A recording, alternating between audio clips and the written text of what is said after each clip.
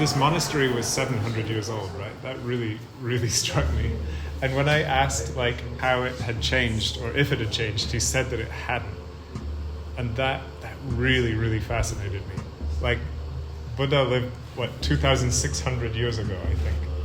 And to think of like, an idea or a set of ideas that stays unchanged for that long, especially when the ideas are themselves about change itself, is just really striking to me. We talked about the mythologies in our respective countries.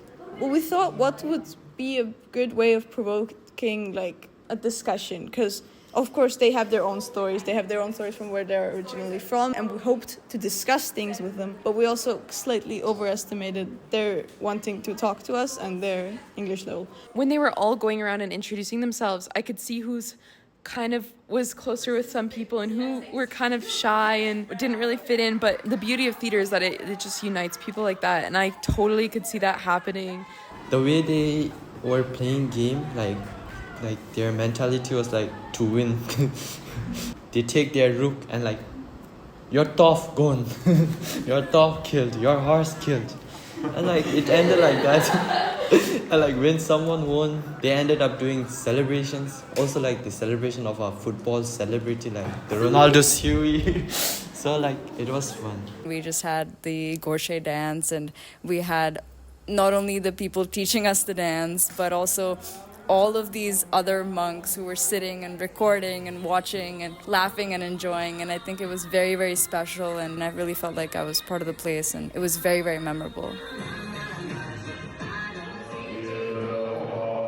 This was one of those once-in-a-lifetime type of moments, because how often am I going to be part of the first prayer of Tibetan New Year? And as far as I'm aware, like 600 monks from the monastery were all sitting in that one room and praying. And there was this one moment where everything fell silent, and it just felt like there was so much collectiveness in that room. I really like working in the kitchen, because where I come from, it's called seva. So it's something that's done to humble yourself, and the whole point of it is that you do it multiple times, and that in the process you yourself become so humble, as well as you become used to the work, so you no longer become a burden on the work efficiency. About the mandala, they were talking about how it is a religious act, and I was reflecting on that, because when I was doing it and also watching the monk do it, I was trying to put my finger on what this was, but it just did not feel religious to me. Doing art and like trying to portray something requires deep focus on the present moment, and I still think there's more to it, so I'm going to keep reflecting on that. I was actually really interested with the cycle of life that we saw, the painting that we saw. In Buddhism, the circle is something terrible, actually, right? It's sort of the origin of suffering. And I was just thinking about the circles that we get into in life. There's just so many examples, personally, socially, also sort of intergenerationally, right? You can see these cycles of violence going on. And just sort of trying to learn how to break out of those cycles is a really big part of UWC education, I think.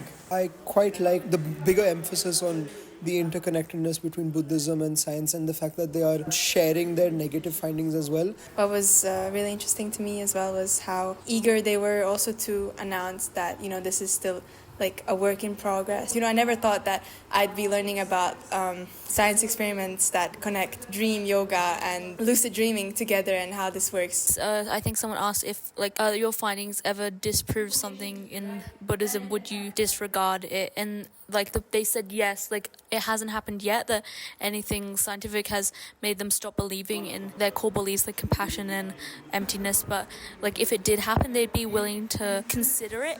Buddhism is created to serve individuals. They explain a lot about how we are born with compassion because of our interactions with the outer world, and we start having attachments and desires and things, and that affect our concept of I. And that's what create the attachment desires, and I is what make us suffer. I feel like it's more about our attachment to ourselves than ourself even existing in the first place. And I don't think we need to completely eradicate an identity in order to be at peace, but instead stop being attached and expect from this identity.